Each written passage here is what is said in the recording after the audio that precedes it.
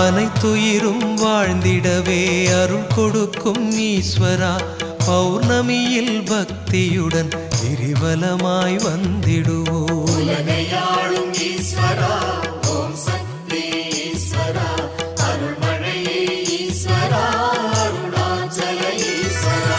தனமுடனே நல்லறிவு தருபவனே ஈஸ்வரா, பௌர்ணமியில் பக்தியுடன் கிரிவலமாய் வந்திடுவோம்.